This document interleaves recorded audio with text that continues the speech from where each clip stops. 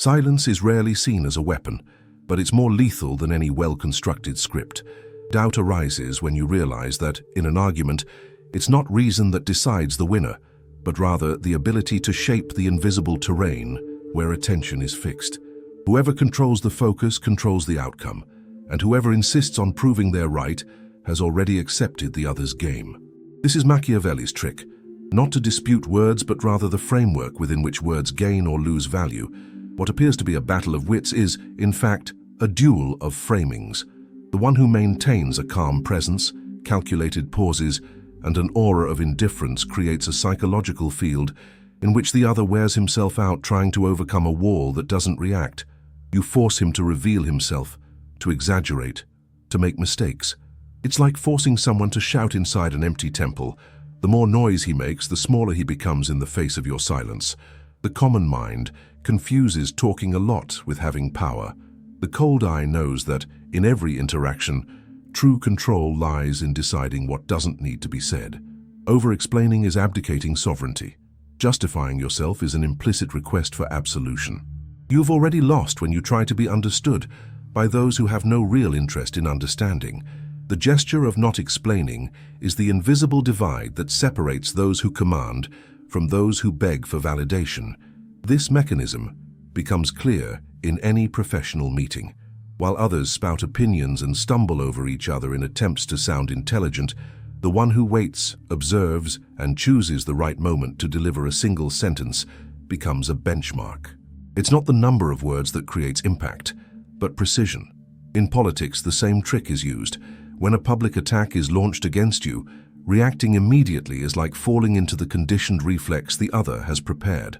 The real counterattack is strategic silence, which forces the aggressor to repeat their own accusation, diluting its force until it becomes noise. Only then do you deliver a short, cool sentence and bury the argument. In relationships, the same applies. Those who constantly seek to explain intentions, justify delays, or correct misunderstandings place themselves in the position of defendant. But those who maintain absence as an answer send a stronger message than any defense. Silence is interpreted as dominance and indifference as superiority. The other person, trapped in the need to be heard, ends up giving more than they should, trying to fill the void you left. In the digital space, where everyone seeks immediate reaction, absence is an act of war. You don't need to enter the court of public opinion. Letting others debate without offering an explanation creates the impression that you're above the noise. When you decide to speak up, the scarcity of your voice makes it valuable. Each word carries weight because you don't offer it easily. The tools are simple, but they require discipline. Pausing before responding, choosing not to react to provocations, and allowing silence to be awkward. A short, clinical sentence can end an entire game. I have nothing to add. I've said enough. If that's the best you've got, we'll continue. Cuts like these don't linger, they don't provide fodder for counterattacks, they don't beg for validation. They end. To sustain this power, you need inner fortitude. This means accepting the strategic solitude of someone who doesn't need approval. You don't seek applause, you don't need to prove you've won. Your victory lies in being unreadable, in never being dragged into someone else's rhythm. The cost is carrying the tension of silence, without resorting to the easy release of words. The gain is being the one who shapes the field, not the one who runs within it. Understand how this trick is more than a gesture. It's a state. True mastery comes not from brilliant argumentation, but from the ability to avoid entering arenas that don't deserve your energy. Those who constantly react become predictable. Those who maintain the enigma become untouchable. And this is just the beginning of the game. The silence you fear sustaining today will soon be your primary weapon for diffusing arguments without having to win them with noise. The next step is to learn to calibrate this absence, making it such a powerful presence that simply being there makes everyone feel like they've already lost. What weakens someone most in an argument is not the strength of the opposing argument, but the anxiety of being forced to react. Every hasty reaction is a concession. When you respond too quickly, you show you've been influenced. When you justify yourself, you reveal a fear of judgment. And when you rush to counter-argue, you expose how much you depend on being accepted. Machiavelli's trick is to reverse this dynamic, to force the other person to waste away in the void, while you remain the master of time. The hidden mechanism that governs all arguments is the hunger for validation. The average human being can't stand the feeling of not being heard, nor can they stand the echo of silence. That's why they insist, raise their voice, and look for loopholes. The lack of response is like taking the oxygen from a fire. The flame of the argument dies, leaving only the desperation of those who keep trying to light sparks. You don't need to extinguish the flames, just don't provide fuel. Innocence fades when you realize that logic rarely matters. It's not the one who's right who wins, but the one who sets the pace. Explaining yourself means accepting that there's an invisible judge you need to convince. When you understand there's no judge, only malleable observers, the dynamic changes. You're not there to be understood, but to be interpreted as untouchable. This transmutation of presence alters the entire field. Consider this in a professional setting. In a tense meeting, someone tries to destabilize your position with indirect provocations. The natural impulse would be to defend yourself, argue point by point, prove your usefulness. But the power lies in sustaining the initial silence, letting the other person drag on until they lose precision. Only then do you speak, calmly, with few words, chosen like blades. The contrast between their excess and your conciseness creates the perception of authority. Even if your argument isn't technically perfect, the form makes it seem indisputable. In personal relationships, the application is even clearer. When someone tries to manipulate you through emotional accusations, your refusal to react changes the game. They expect drama, justification, an apology. By not delivering any of these, you generate frustration and discomfort. Absence isn't gratuitous coldness, it's strategy. Your calm dismantles the theater because the stage doesn't exist without an audience. Every time you refrain from reacting, you drain the energy from the scene, forcing the other person to face the void. In the digital world, logic is cruelly efficient. Public attacks are sustained by the spectacle of reaction. If you respond immediately, you confirm you've been hit. If you counter-argue, you give the opposing narrative a platform. But if you remain silent, the attack loses its audience. Silence is interpreted as security, and when, at a later point, you decide to issue a single sentence, it echoes like a verdict. It's not about quantity, it's about controlled scarcity. Practical tools require precision. The first is the pause. Before any response, count internally 3 beats of silence. This simple discipline prevents you from being swept away by reflexes. The second is the short, concluding phrase that closes doors instead of opening them. Interesting insight. I see no need to continue. This subject doesn't concern me. The trick is to never justify, just close. The third is strategic disappearance, withdrawing from the arena for a time without warning, without explanation. This absence creates an aura that makes your return even more meaningful. Internally, the work is harder. You need to transmute the discomfort you feel when faced with silence. The impulse to react is an emotional addiction, a social conditioning. To break it, you must accept the tension, endure the discomfort, and transform anxiety into a weapon. Your inner strength is built when you become accustomed to offering nothing to the attack, remaining unshakable. This requires discipline and composure, but the result is sovereignty. Those observing from the outside see mystery. You become unreadable because you don't react as expected. You don't rush, you don't justify yourself, you don't ask for approval. This unreadability creates an aura, and an aura is power. Everyone projects something onto you, but no one is certain. This uncertainty is your advantage. The more others try to decipher you, the more they reveal themselves. The less you offer, the more valuable you become. The cycle of doubt intensifies. Is it better to speak to convince or to remain silent to dominate? Instinct screams for the former, but experience shows that the latter is the true victory. You don't need to crush arguments. You just need to force the other person to lose themselves in their own excess. Silence is not absence. It is the most oppressive presence there is, and this silent presence needs to be honed like a blade. In the next layers, you'll learn to use it not only to defend yourself, but to dictate the pace of any arena. It's at this point that Machiavelli's trick ceases to be merely defense and becomes mastery. The discussion is only superficial. What's really at stake is who sets the tone. This is the detail that almost no one notices. It's not the content of the exchange that matters, but rather the energy that permeates each word. The common mind believes that the most logical argument always wins, but what determines the perception of victory is how the space is occupied. Machiavelli's trick consists of transforming each exchange into a theater controlled by you, where even silence becomes the protagonist. The invisible mechanism lies in conditioning. Most people have been trained from an early age to react to every stimulus. Accusation calls for defense, criticism calls for counterattack, doubt calls for explanation. This automatic reflex is predictable, and predictability is weakness. When you don't follow this script, the other person loses balance. The psychological landscape is inverted. They begin to feel like they have no access to you, that they're hitting a cold wall. Frustration builds, and the more they try to break through your barrier, the more they expose their own lack of control. The dismantling of innocence is realizing that, in a discussion, those who explain themselves too much are begging for legitimacy. Those who talk excessively betray their vulnerability.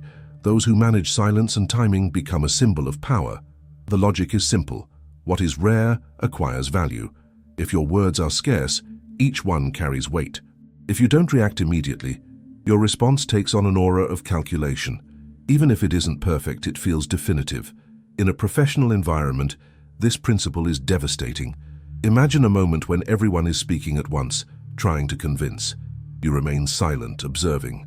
The meeting continues, voices overlap, tension builds. When you finally decide to speak, everyone falls silent, because the expectation was built by your silence. Few sentences spoken calmly have a greater impact than 10 minutes of someone else's arguments.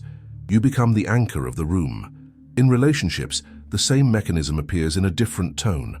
When someone seeks to provoke jealousy, generate guilt, or extract justifications, their weapon isn't to counter every accusation. Their weapon is to not validate the attempt.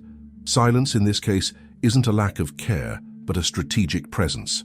You show that you don't play to the other person's tune. Gradually, the person realizes they can't control their emotions, and this realization shifts the balance of power. In the digital world, the noisiest of all, scarcity is even more impactful. While thousands rush to react in seconds, you stand out by not responding immediately. The audience notices the difference. Your silence is interpreted as strength, your delay as calculation. When you finally utter a phrase, it is repeated, analyzed, and amplified. You've transformed scarcity into an aura. Practical tools require practice. The first is time management. Never respond impulsively. Learn to pause, to let the other person's anxiety expose you. The second is constructing sentences that close, not open. Instead of justifying yourself, you declare. Instead of rebutting, you seal. You don't convince me. That doesn't change anything. What matters is already clear. Short sentences like precision cuts that remove any possibility of prolongation. The third tool is calculated absence, simply not showing up, not responding, not entering. This strategic disappearance forces the other person to deal with the void. The internal metamorphosis is accepting that this style has a cost. You'll lose immediate applause because you don't show off. You'll face the discomfort of not justifying yourself, of maintaining silence while the other person gets agitated. But this discomfort is the forge. Each time you resist the temptation to talk too much, you grow stronger. Each time you choose not to react, you gain clarity. Little by little, you become immune to noise, impervious to attack. This sovereignty is felt, even without being explained. You don't need to proclaim your power, your indifference reveals it. While others strive to be understood, you become unreadable. While they crave attention, you effortlessly attract it. The aura is born of contrast. Your calm in the face of chaos, your silence in the face of provocation. The initial doubt still echoes. Does silence really win all arguments? Instinct insists no, that it's necessary to argue, prove, and convince. But practice shows that those who speak less control more. Silence isn't weakness. It's the invisible trick that redefines the game. And the next step is sharper, not just resisting the attack, but using it against the aggressor. This is where Machiavelli's trick becomes total mastery. What distinguishes an ordinary player from a strategist is how they handle tension. Most seek immediate relief. They respond quickly, justify themselves, and try to clean up their image. You, on the other hand, Learn to transform this tension into presence. It's not the absence of nervousness, it's mastery of it. This is where Machiavelli's trick takes on another layer. You don't just control the external space, you also control the internal storm. The hidden mechanism now deepens. Understand that arguments are merely arenas for showmanship. The other person doesn't just want to prove a point. They want to demonstrate control over you.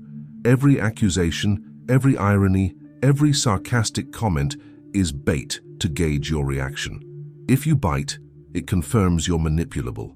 But if you remain silent, if you remain calm, the bait loses its effect. The attacker becomes frustrated because they can't extract emotional nourishment. They writhe in the void you've left. Dismantling innocence means realizing that no one is interested in your truth. They want narrative, they want emotion, they want a stage. Explaining too much is like playing a supporting role in someone else's script. Your refusal to act dismantles the play. The audience realizes the energy has shifted. What seemed like a confrontation becomes an exposure of someone else's excess. You don't have to win through the noise, just let the other person drown in it. In the professional world, this technique is pure advantage. A colleague makes subtle insinuations to undermine your credibility. If you counter, you turn the insinuation into an issue. If you justify yourself, you confirm its weight. But if you simply observe and firmly pursue your point, the accusation dissipates. More than that, your indifference is embarrassing because it shows that it isn't worthy of a response. This is how the perception of superiority is shaped, not in the argument, but in the posture. In intimate relationships, this calculated coldness seems cruel to those who have never experienced the power of not reacting. You don't need to engage in lengthy emotional defenses. You don't need to explain your intentions with every misunderstanding. Your consistency in not giving in to the game creates clarity. The other person realizes they can't manipulate you through drama. Absence becomes a warning. Calm becomes a boundary. Little by little, even those who most try to test your limits understand there's a line they can't cross. In the digital world, the spectacle is even more visible. When you don't react to public provocations, you create the image of someone shielded. Your every absence is interpreted as coldness, and coldness is mistaken for power. If at any point you decide to speak, you do so in few words, with an implacable tone. Scarcity amplifies the impact. While others talk too much and lose value, you speak little and become a reference. The tools at this stage require refinement. Silence needs to be calibrated. It's not absolute muteness, it's a purposeful pause. Non-reaction must be accompanied by a firm stance, so as not to appear weak. Short sentences need to be sharp, not evasive. That doesn't change anything. It's clear, I'm not going down that path. Cuts that close, that remove space for prolongation. And when necessary, strategic disappearance, stepping away from a discussion for days, without announcement, without justification. This emptiness corrodes more than any counter-argument. Inner work remains key. Maintaining silence when your body demands a reaction is an exercise in discipline. Transforming anxiety into focus is a daily practice. Each time you choose not to take the bait, you strengthen your inner strength. Little by little, the lack of response stops being an effort and becomes natural. Your calm stops being forced and becomes authentic. You don't react because you don't need to. This transmutation creates an aura. Others realize they can't read you. They try to provoke, but find no opening. They try to interpret, but find no clarity. Opacity becomes magnetic. Everyone projects, no one controls. This illegibility is your greatest weapon, because it keeps everyone off balance while you remain stable. And the doubt planted at the beginning returns with renewed force. Is silence really enough to win any argument?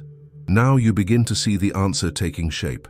It's not naked silence, but calibrated silence, used as a weapon that wins. It's not the absence of speech, it's the mastery of presence.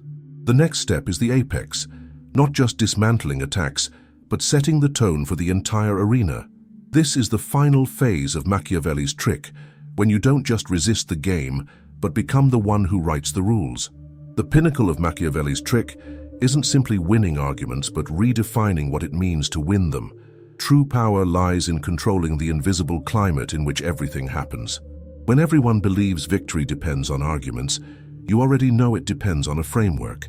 When everyone believes they need an audience, you already know the audience bows to those who seem untouchable. This shift is the essence of mastery.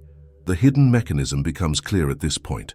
Discussions are not about content, but about emotional framing. Whoever decides the speed, tone, and weight of the exchange determines the outcome. Whoever speaks less but speaks at the right moment appears to own the scene. Whoever sustains the silence but breaks it with a sentence that sounds definitive ends the game without needing to prolong it.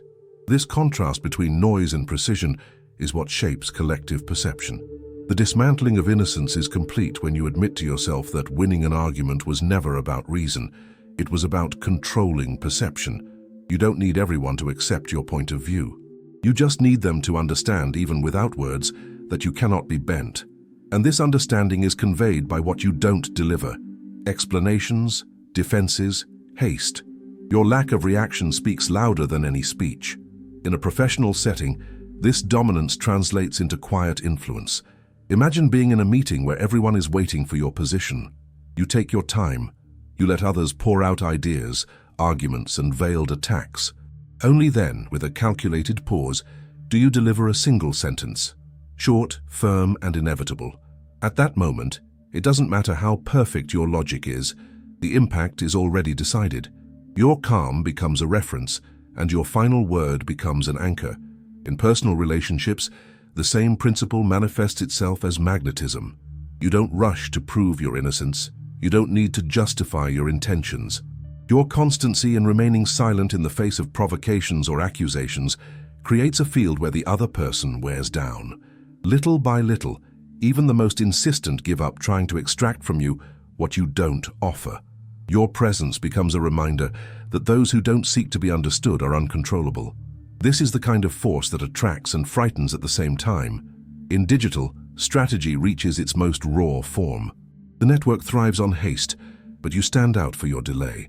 Everyone scrambles to react, but your absence creates anticipation. When you do appear, your intervention seems measured, calculated, final. While others immerse themselves in explanations, you deliver a short, almost cruel sentence that closes the issue. The public, hungry for clarity, interprets this scarcity as power. The final tools cement this state. Calibrated silence ceases to be merely defense and becomes attack. Prolonged pauses during others' speeches destabilize. A cold stare, unhurried to respond, turns any accusation into an exaggeration. Short, low-pitched sentences have the effect of a sentence. It doesn't affect me. It's over. I don't play that game. These blades cut off the other person's emotional flow, forcing them to stop. Strategic disappearance, when applied, transforms into an aura. You're not there, but your absence weighs more heavily than the presence of others. The internal metamorphosis is definitive. You no longer feel the need to prove anything. You no longer depend on validation. You accept the strategic solitude of someone who doesn't need an audience to know who they are. The tension that once seemed unbearable has now become fuel. You've learned to sustain the void, and this emptiness is your greatest weapon. The initial question, the one that echoed with discomfort, is it possible to win every argument without speaking louder, without proving one's point, now finds an answer. Machiavelli's trick is not to win in the visible realm, but to master the invisible. It's not about convincing, it's about not being framed. It's not about explaining, it's about remaining unreadable. Whoever masters silence has already won before the argument ends. Close this cycle by understanding. Victory isn't audible, it's silent. It's not recognized by applause, but felt as an aura. When others drown in excess, you remain rare. When they rush to react, you decide the tempo. That's the trick. Presence that ends games without needing to play them. If you've internalized this path, leave a symbolic mark now. Just comment on the sentence, "My silence dictates the outcome."